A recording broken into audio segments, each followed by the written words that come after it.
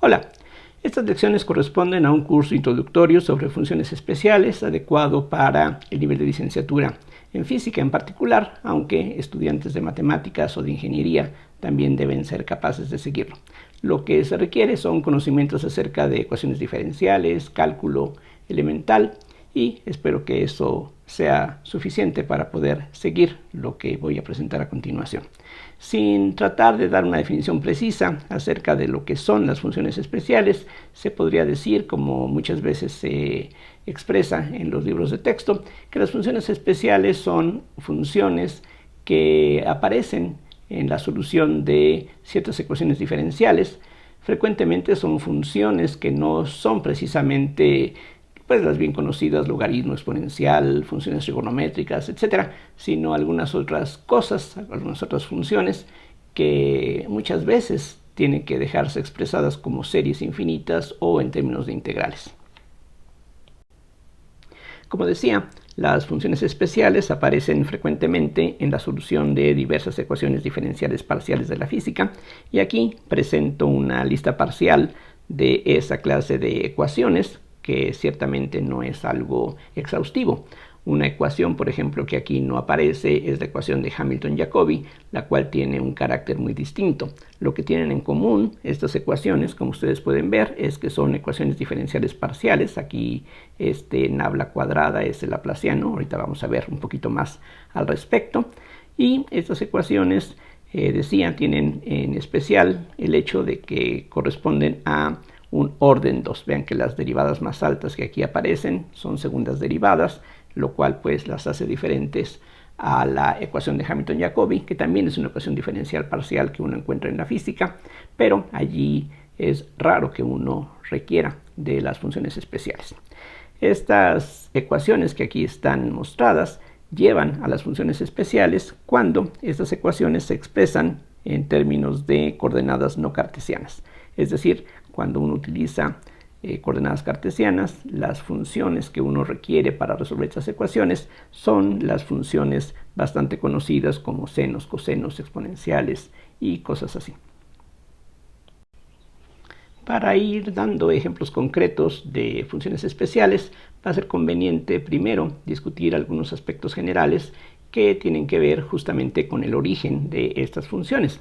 Entonces vamos a comenzar recordando que el laplaciano de una función escalar, que aquí voy a representar con esta f, se define como la divergencia del gradiente de esa función. Se supone que ustedes están acostumbrados a hablar de la divergencia y el gradiente de los cursos de cálculo diferencial en varias variables, y este laplaciano, pues repito, se define de esta manera. Es la divergencia del gradiente, que se puede expresar en términos de la nabla o de esta otra manera, la divergencia del gradiente. Los operadores gradiente y divergencia se pueden definir utilizando las coordenadas cartesianas o otros sistemas de coordenadas que en forma genérica se les conoce como coordenadas curvilíneas. Vamos a recordar que si estamos pensando en el espacio euclidiano tridimensional, que es esto que aquí está representado de esta manera, este espacio se puede identificar, como ya sabemos muy bien de la geometría analítica, como el espacio R3, aunque hay que recalcar que no son exactamente la misma cosa. Es decir, R3 son ternas de números reales, y esas ternas nos pueden servir para representar puntos del espacio euclidiano tridimensional una vez que uno, por ejemplo, escoge un sistema de ejes cartesianos.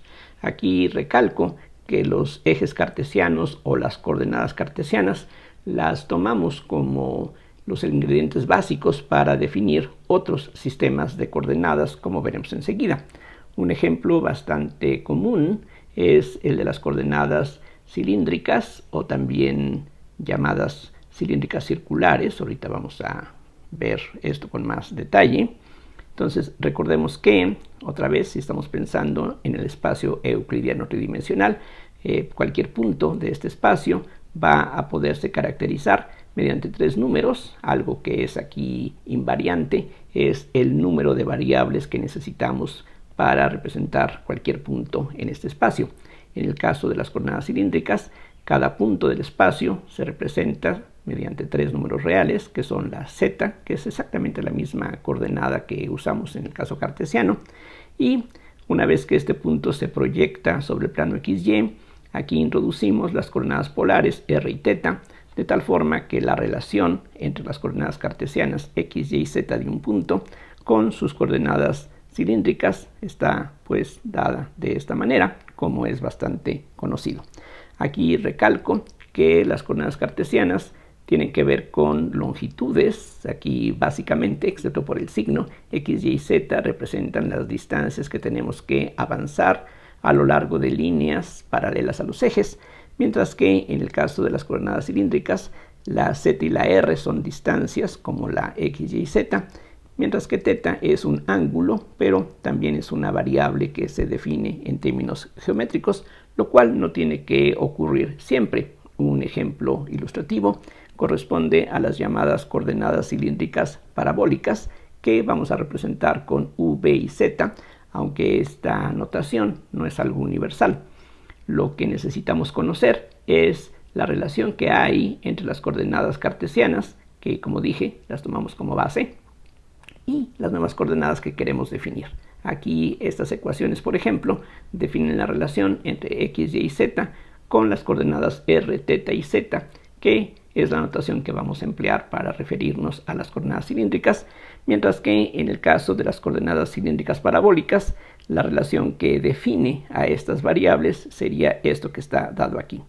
Nuevamente, la z es común en los sistemas de coordenadas que aquí estamos definiendo, mientras que u y v son precisamente nuevas variables que, como ustedes pueden notar, mientras que x, y, z tienen dimensiones de longitud, u y v tienen dimensiones de la raíz cuadrada de una longitud.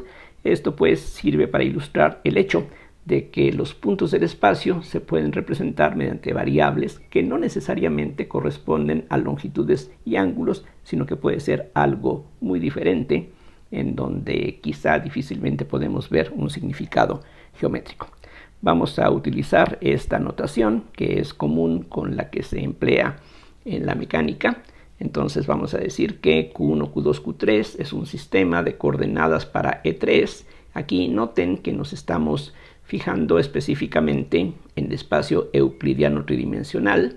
Podríamos fijarnos en algo más general, pero en las aplicaciones que uno considera regularmente, que son los ejemplos que les mostraba hace unos minutos, donde uno habla de la ecuación de Laplace, de la ecuación de Schrödinger, etc., lo común es que uno se esté refiriendo a puntos del espacio euclidiano tridimensional, y entonces uno necesita tres coordenadas que en forma general vamos a estar denotando por Q1, Q2, Q3.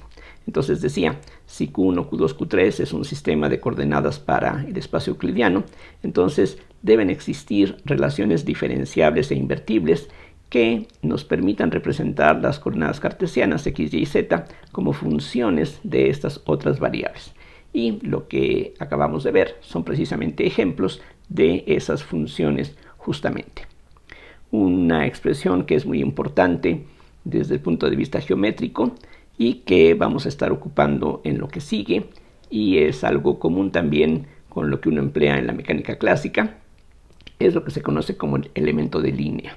ds va a representar, por así decirlo, la distancia infinitesimal entre dos puntos del espacio, y en el caso de las coordenadas cartesianas, simplemente por el teorema de Pitágoras, lo que tenemos es que para dos puntos que estén, por así llamarlos, infinitesimalmente próximos entre sí, la distancia se puede calcular de esta manera, y para simplificar la notación vamos a escribir estos cuadrados de esta manera, entendiendo que no se trata de la diferencial de x cuadrada, sino más bien de la diferencial de x al cuadrado, simplemente para simplificar la notación. Insisto, la esperanza es que no haya confusiones en estos casos, y bueno, vamos a utilizar esta notación simplificada.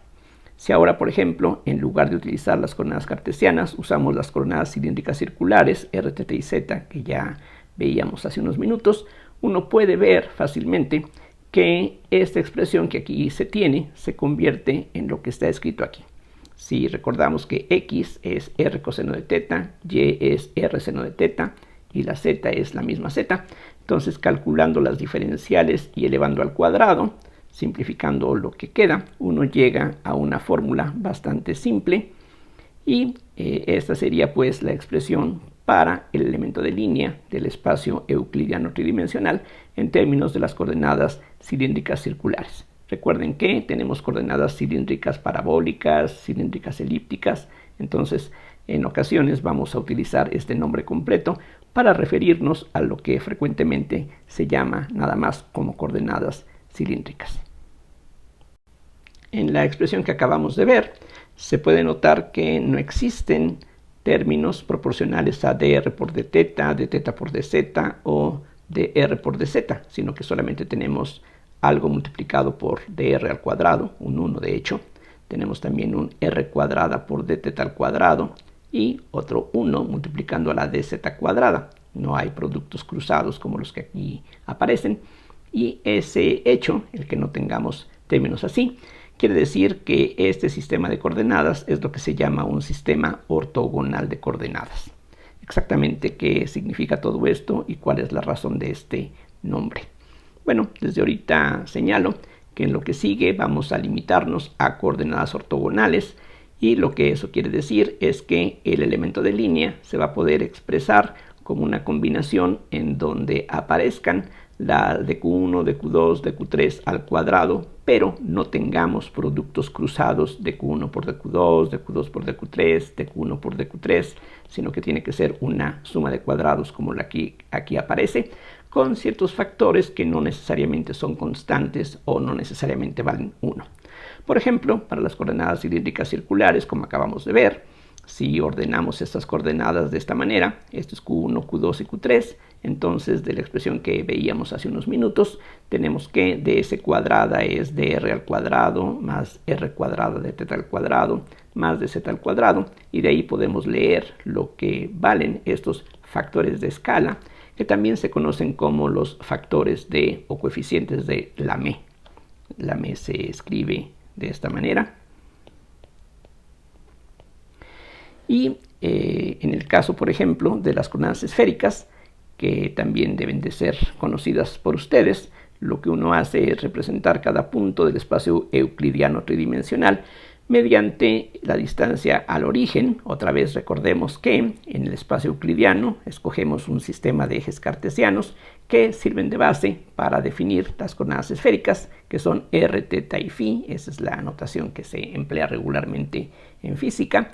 Aquí θ y φ son ángulos, r es la única longitud, y entonces uno ve de esta figura, cosa que ustedes ya conocen, que x, y z se representan en términos de r, θ y φ mediante estas relaciones muy sencillas que se pueden obtener a partir de la figura y de la definición elemental de las funciones trigonométricas. Uno puede hacer el cálculo y darse cuenta de que al sumar dx al cuadrado más dy al cuadrado más dz al cuadrado se obtiene precisamente una expresión como la que se señalaba aquí antes, una suma de cuadrados, en donde estas h's para este nuevo caso están dadas de esta manera: h1 es 1, h2 es r y h3 es r seno de θ. Algo que es conveniente notar es que ds al cuadrado, desde el punto de vista geométrico, representa una distancia al cuadrado, y cada uno de estos términos tiene que tener, por tanto, esas mismas dimensiones. Así es de que si una coordenada, por ejemplo θ, es un ángulo, entonces eso no tiene dimensiones de longitud. Las dimensiones entonces tienen que estar dadas por el factor de escala, y eso hace que, por ejemplo, para las coordenadas θ y φ, que son ángulos, los factores de escala correspondientes tengan las unidades de longitud que precisamente compensan la falta de dimensiones que tienen las variables θ y φ. En cambio, r ya directamente es una longitud, y eso hace que el factor de escala h1 valga 1. Cualquier sistema de coordenadas ortogonales define una base ortonormal en cada punto de E3. Si nos fijamos en algún punto del espacio euclidiano tridimensional, una vez que tomamos estos ejes que nos sirven para definir las coordenadas que estamos empleando, entonces en cada punto del espacio, como decía, vamos a tener tres vectores que van a ser ortogonales entre sí si efectivamente el sistema de coordenadas que estamos empleando es ortogonal. Vamos a ver de dónde sale esa correspondencia. La idea es que cualquier punto del espacio se puede representar en la forma básica x por y más y por j más z por k. Como ya he repetido varias veces, en todo esto las coordenadas cartesianas son la base de toda esta construcción y, como ya se dijo antes, x, y z deben de poderse expresar a través de expresiones diferenciables en términos de cualquier otro sistema de coordenadas que queramos emplear. De esa forma, esta r, en lugar de ser una función de las variables x, y z, se convierte en una función de las variables q1, q2 y q3. Ahora, el elemento de línea al cuadrado de s cuadrada equivale a dr por dr, y este por es un producto punto, lo cual se puede verificar fácilmente, aunque no sería necesario hacer el cálculo que aquí se muestra. Recordemos que dr representa, por así decirlo, un desplazamiento infinitesimal entre puntos del espacio, y dr por dr en producto punto representa la longitud al cuadrado de ese desplazamiento, que es precisamente lo que queremos representar con este ds cuadrada. Pero si calculamos la diferencial de r, aquí recordemos que i, j y k son vectores constantes, entonces la diferencial de r sería simplemente de x por y más de y por j más de z por k, aplicando la regla de que la diferencial de una suma es la suma de las diferenciales y los factores constantes ahí permanecen. Entonces dr por dr sería este producto que aquí ya aparece, y recordando que i, j y k forman una base ortonormal, lo único que queda es la primera componente con la primera, más la segunda con la segunda, más la tercera con la tercera, que nos lleva precisamente a la expresión que veíamos hace unos minutos y que sirve de base para calcular el elemento de longitud o de línea para cualquier sistema de coordenadas diferente a las cartesianas. Ahora, por otro lado, de r se puede calcular tomando en cuenta que la r tiene esta forma que aquí veíamos. R es cierta función por i más otra función por j, funciones que dependen de las q's. Entonces, por ejemplo, este dr sería la suma de las parciales de r con respecto a qi por dqi. Aquí estoy empleando la expresión para la diferencial total de una función de varias variables. La r depende de 3 variables, así es que su diferencial total es una suma de 3 términos. Y aquí esta suma está indicada de una manera implícita, es decir, aquí hay suma sobre i, aquí hay suma sobre j, sin escribir una sigma aquí enfrente, como sería común en el caso elemental. Aquí ya conviene adoptar esta notación de que si tenemos índices repetidos, eso automáticamente implica suma. No es algo que vayamos a estar empleando frecuentemente en lo que sigue, pero simplemente es una buena costumbre que conviene estar practicando una y otra vez.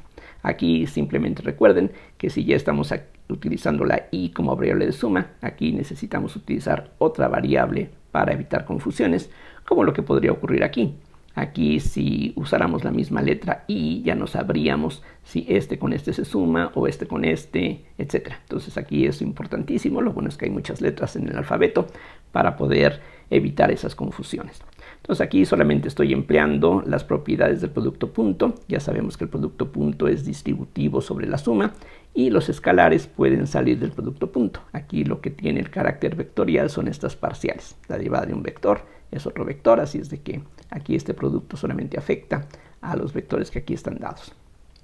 Como dijimos, para que un sistema de coordenadas sea un sistema ortogonal, ds cuadrada tiene que ser una suma de cuadrados. No deben de existir, recuerden, productos de q1 por dq2, dq2 por dq3, dq3 por dq1.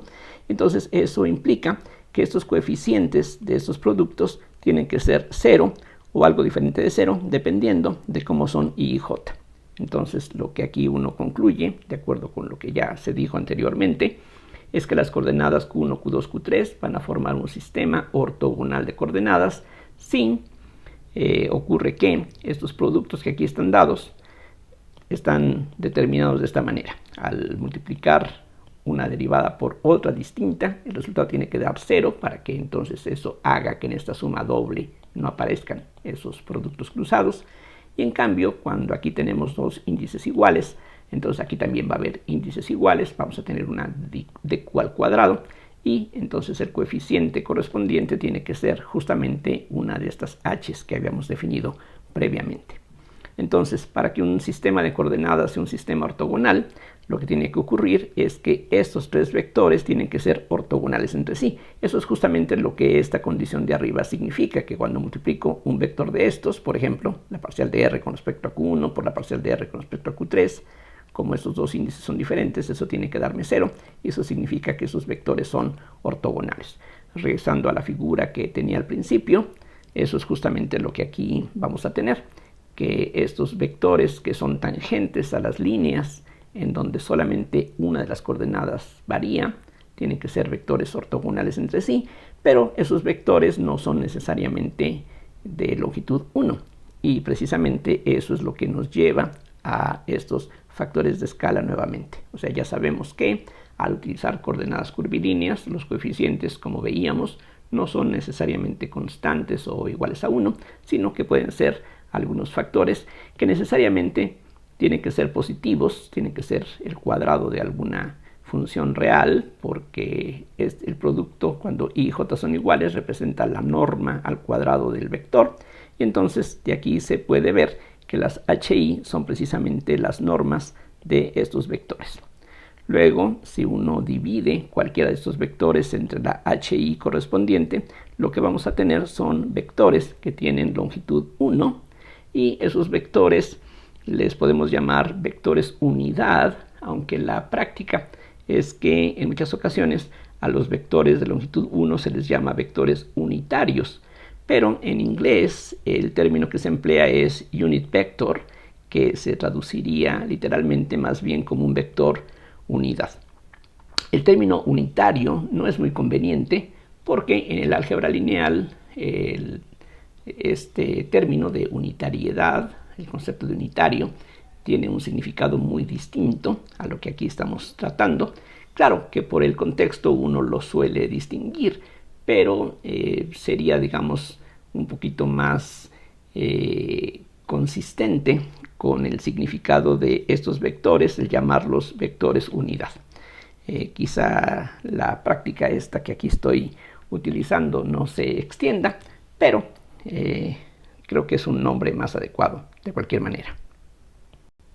Vamos a ver ahora cómo se expresa el gradiente de una función escalar si queremos utilizar, por una parte, coordenadas curvilíneas ortogonales que no sean las cartesianas. De hecho, las cartesianas es un ejemplo de coordenadas curvilíneas ortogonales, pero un ejemplo, digamos, bastante familiar y bastante trivial en muchos sentidos. Aquí lo que queremos es otros sistemas de coordenadas curvilíneas, y entonces lo que vamos a hacer es comenzar notando que si uno forma el producto punto del gradiente de una función escalar, que aquí voy a llamar phi, por dr, entonces en el cálculo de varias variables elemental se suele definir el gradiente como un campo vectorial que se construye de esta manera.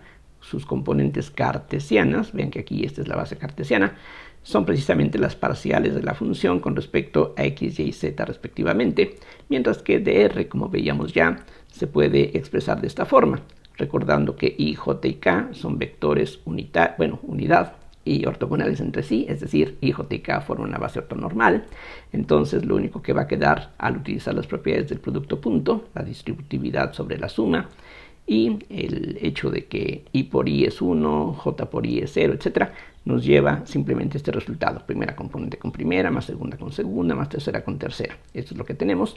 Y nuevamente podemos reconocer que esta suma de tres términos es justamente la diferencial total de la phi, considerada como función de x, y, z, lo cual también está aquí implícito en estas expresiones. Phi es una función definida en el espacio euclidiano tridimensional, y se puede expresar en términos de las coordenadas cartesianas que ya hemos estado definiendo.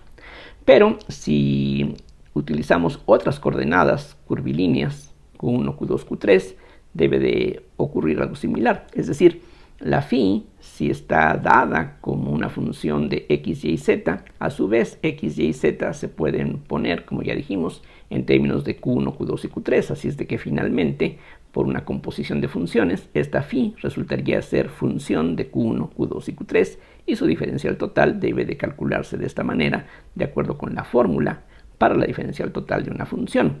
Ahora, lo que quiero hacer es expresar esto que aquí corresponde a d phi como el producto del gradiente de phi por dr.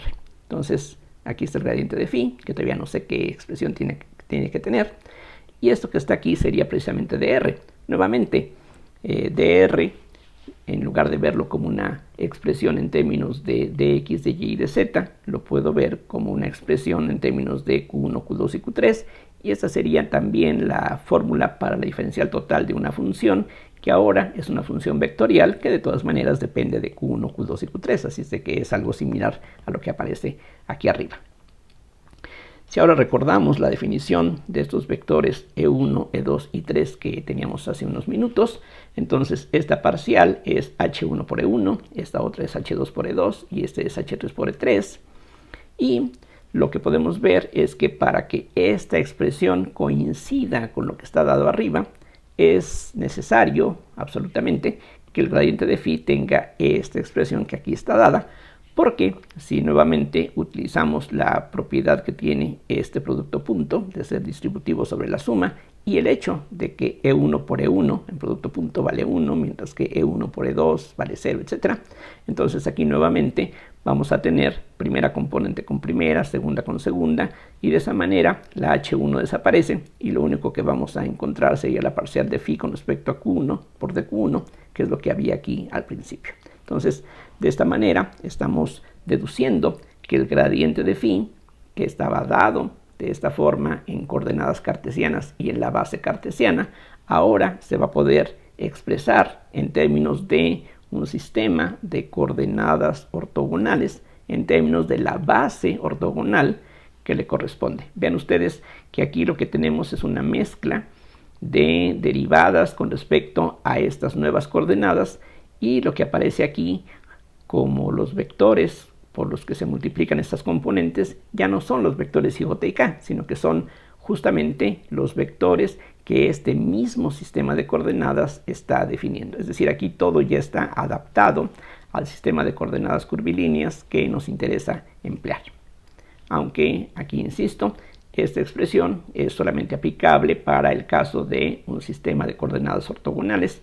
Solamente en este caso tenemos una expresión así de simple. Para un sistema de coordenadas más general, que no sea ortogonal, vamos a tener mezclas en donde aparecerían, por ejemplo, la derivada de phi con respecto a Q1 por un E3, en fin, aquí el hecho de que tengamos 1 con 1, 2 con 2, 3 con 3, precisamente es consecuencia de que estamos fijándonos en un sistema de coordenadas ortogonales, lo cual, insisto, es algo bastante conveniente. De una manera un tanto similar a lo que acabamos de ver para el gradiente, uno puede hallar la expresión para la divergencia en un sistema arbitrario de coordenadas curvilíneas. Aquí lo que conviene utilizar es el teorema de la divergencia o teorema de Gauss, que afirma esto que aquí aparece. Si tenemos un campo vectorial definido en alguna región que contiene a este volumen B, y S es la frontera de esta región precisamente, entonces el flujo a través de la superficie S de este campo vectorial F es lo mismo que la integral sobre este volumen encerrado por S de la divergencia del campo vectorial F. Esto que aquí vemos, que normalmente se trata como un teorema, es el teorema de Gauss o el teorema de la divergencia, se puede emplear para definir la divergencia en cualquier sistema de coordenadas. Es decir, uno puede probar que esto es cierto a partir de las coordenadas cartesianas, y una vez que uno se convence de que esto es válido, se puede emplear para definir la divergencia en cualquier sistema de coordenadas ortogonales o no. Entonces, si tengo un campo vectorial que se expresa en términos de la base E1, E2, E3 asociada con un sistema de coordenadas curvilíneas ortogonales dado, entonces uno puede probar a partir de esta relación que la divergencia está dada por esta expresión que aquí podemos ver. En el caso particular de las coordenadas cartesianas, los tres factores de escala valen 1, y en este caso la divergencia es simplemente la parcial de la primera componente con respecto a la x, más la parcial de la segunda componente con respecto a la y, más la parcial de la tercera componente con respecto a z, pero para otros sistemas de coordenadas curvilíneas ortogonales, esta es la expresión que tenemos que utilizar. Decía, esto viene de aplicar el teorema de Gauss. Aquí no estamos dando todos los pasos necesarios, pero Si a alguien le interesa, se puede encontrar en la lección llamada Ley de Gauss 4, en la lista de reproducción de electrodinámica que se encuentra en este mismo canal. Entonces, si uno combina las expresiones que aquí están dadas, por una parte la divergencia y, como ya vimos, las componentes del gradiente se obtienen como 1 sobre h1, la parcial de phi con respecto a q1. La segunda componente es 1 sobre h2, la parcial de phi con respecto a q2. Mientras que la tercera componente del gradiente es 1 sobre h3 por la parcial de la función con respecto a q3. Entonces, el laplaciano, que repito, es la divergencia del gradiente, toma esta forma en un sistema arbitrario de coordenadas curvilíneas ortogonales. Entonces, esta es la expresión que conviene recordar. No es algo difícil de memorizar. Aquí simplemente notemos que aparece como un factor común el inverso del producto de los tres factores de escala.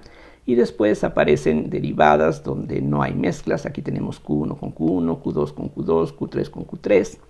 Y recordemos, como decía antes, que estas h's tienen ciertas dimensiones que hacen que el elemento de línea tenga unidades de longitud. Entonces las unidades de h2 y h3 se van a cancelar, mientras que h1 por dq1 tiene que tener unidades de longitud. Entonces aquí tendríamos longitud y longitud, de tal manera que este término va a tener dimensiones de las dimensiones de phi entre una longitud al cuadrado. Es decir, el laplaciano tiene dimensiones de 1 sobre longitud al cuadrado, y simplemente guiándonos por esa regla podemos recordar cuáles son los factores que tienen que aparecer en todos estos términos.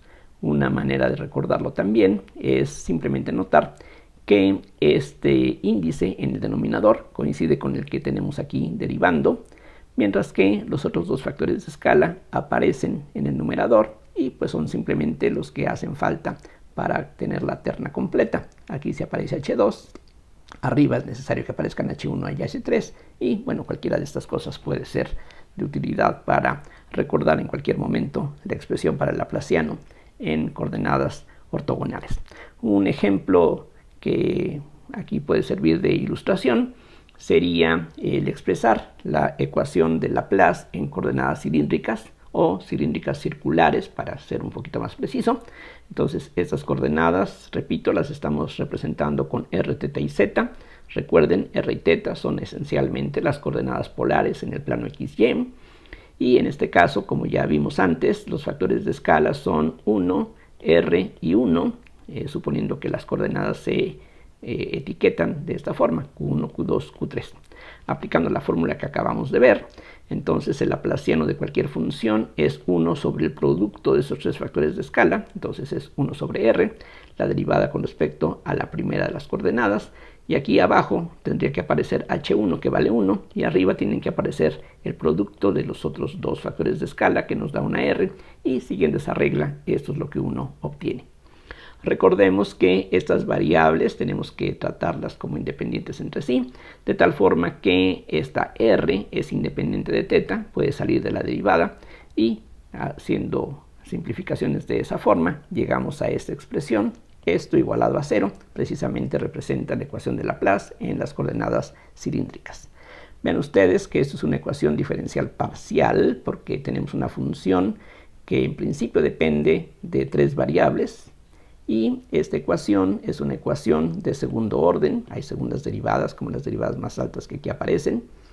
Esta ecuación además es lineal y homogénea, y ese hecho va a ser muy importante en lo que sigue. Gracias a eso vamos a tener la posibilidad de utilizar un cierto principio de superposición, es decir, vamos a poder sumar soluciones, y la suma de soluciones automáticamente solución también. Entonces eso nos va a servir para poder construir la solución general de esta ecuación.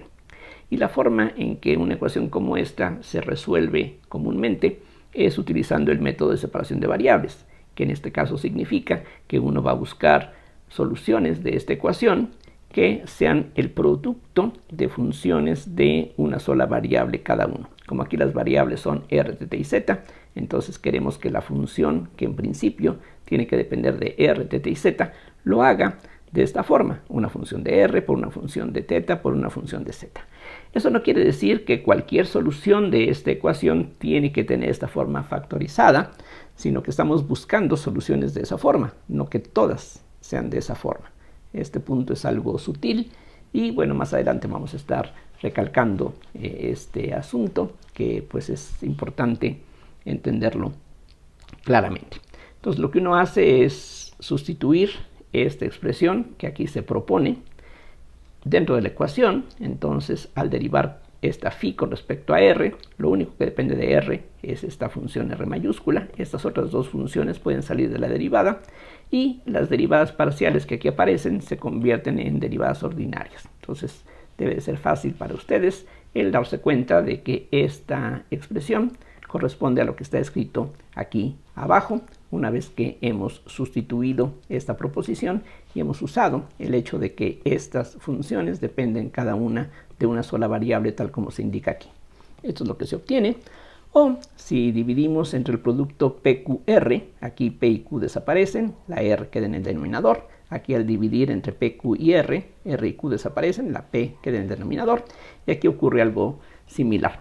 Lo que hacemos ahora es este término pasarlo a la derecha y notar que esto depende solamente de z, pero esto no depende de z. Ven que aquí solamente aparecen la R, cosas que dependen de R, la P, que depende de teta, pero la variable z aquí no está, mientras que aquí no aparecen ni R ni teta. La única forma en que estas expresiones sean iguales en alguna región del espacio euclidiano tridimensional, o lo que es lo mismo, para un conjunto de valores de un abierto de r, teta y z, la única manera en que esto se satisfaga idénticamente es que cada lado de esta ecuación sea una cierta constante. Entonces, en eso consiste precisamente la utilidad de este método.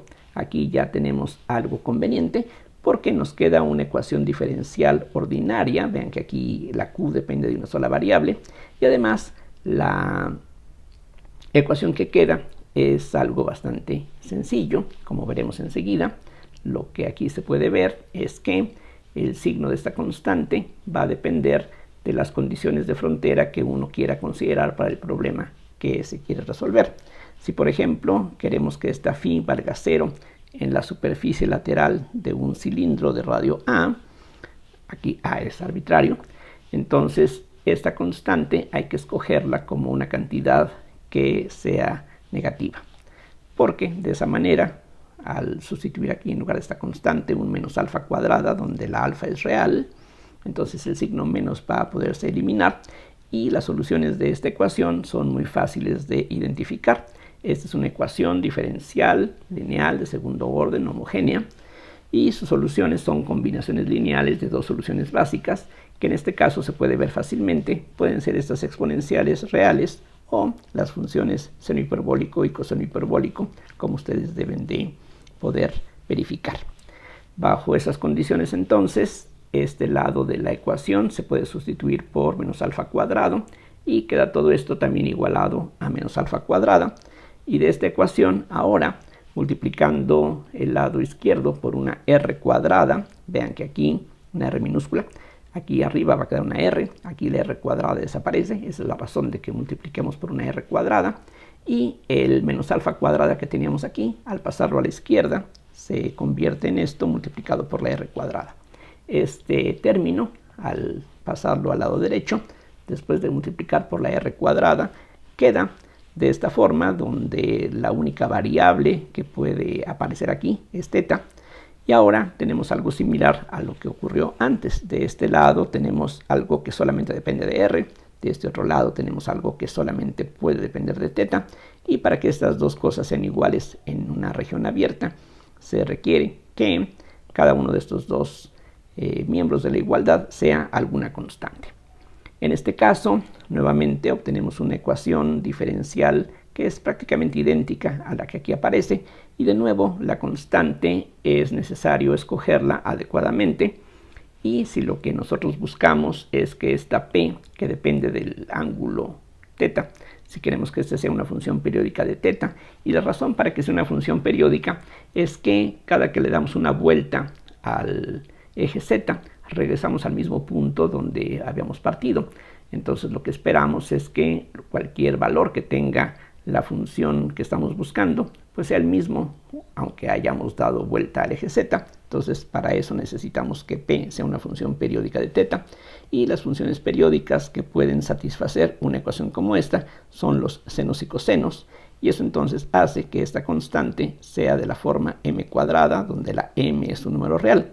De hecho, las soluciones de esta ecuación son combinaciones lineales de seno de m teta y coseno de m teta, y precisamente para que tengamos una función periódica con periodo 2pi, se requiere que esta m sea un número entero, positivo o negativo, no importa, y de hecho los valores negativos no serían indispensables, porque al cambiar el signo de la m, el seno, que es una función impar, va a hacer que ese signo se pueda extraer, mientras que en el caso del coseno, por ser una función par, da lo mismo tener aquí más 3 que menos 3, 80 o menos 80. Entonces podríamos limitarnos a valores positivos. Con los valores negativos correspondientes no obtenemos algo independiente de lo que teníamos en un principio.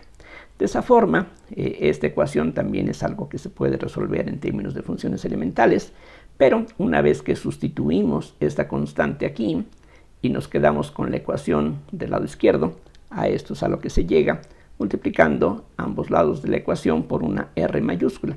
Vean fácilmente que esto lleva a esta ecuación una vez que esta constante se sustituye por la m cuadrada. A diferencia de esta ecuación y esta ecuación, que son pues muy similares y que tienen como soluciones funciones ya sea senos y cosenos hiperbólicos, senos y cosenos circulares o exponenciales, esta ecuación ya no tiene ese carácter tan simple. Esta es una ecuación que también es una ecuación diferencial lineal de segundo orden, homogénea, pero ya sus coeficientes no son constantes. Aquí hay una r cuadrada, aquí también van a salir r's multiplicando a las derivadas, y eso pues hace que esta ecuación sea esencialmente distinta a la que tenemos aquí. Esta ecuación es bastante común, aparece en muchos problemas, no solamente cuando tratamos de resolver la ecuación de Laplace, como aquí estamos viendo. Esta ecuación tiene un nombre propio, se conoce como la ecuación de Bessel. Aquí escribo el nombre. Aunque esta ecuación ya había sido estudiada desde por lo menos 100 años antes que las investigaciones de Bessel. Ya pues algunos matemáticos como los Bernoulli y Euler se habían encontrado esta ecuación en algunas aplicaciones mucho antes de que Bessel estudiara esta ecuación, no precisamente por las razones que aquí estamos viendo, sino curiosamente resulta que las soluciones de esta ecuación se necesitan en la solución del problema de Kepler para el movimiento planetario, cosa que aquí no resulta para nada evidente. Pero bueno, en fin, esta ecuación la conocemos como la ecuación de Bessel, y vamos a estar viendo más adelante cómo se puede resolver esta ecuación de una manera conveniente. Cualquier ecuación de esta clase, como ustedes deben de saber, se puede resolver mediante el método de series. Entonces esa sería una técnica, y de hecho la ecuación de Bessel que aquí tenemos es un ejemplo típico de prácticamente cualquier texto elemental sobre ecuaciones diferenciales. Si ustedes consultan los libros básicos sobre ecuaciones diferenciales, es muy probable que entre los ejercicios desarrollados en el texto se encuentre precisamente la ecuación de Bessel. Es un ejemplo bastante ilustrativo de cómo utilizar el método de series para resolver una ecuación diferencial de esta clase, lineal homogénea con coeficientes variables. Pero lo que vamos a hacer aquí es utilizar una técnica diferente a lo que pues normalmente se trata en los textos de ecuaciones diferenciales, donde el objetivo es precisamente mostrar cómo una serie puede servir para resolver una ecuación. Aquí vamos a tratar de estudiar de una manera más sistemática las propiedades de estas funciones especiales, y ese sería el primer ejemplo que estaríamos aquí construyendo de funciones especiales. Las soluciones de esta ecuación se conocen como funciones de Bessel, y sería un primer ejemplo que estaríamos tratando sobre funciones especiales, y vamos a concentrarnos en lo que sigue, en la siguiente lección, sobre una forma un tanto indirecta de hallar las soluciones para la ecuación que aquí hemos hallado. Por ahora sería todo. Muchísimas gracias por su atención. Espero que lo que aquí se expuso resulte suficientemente claro. Hasta la siguiente.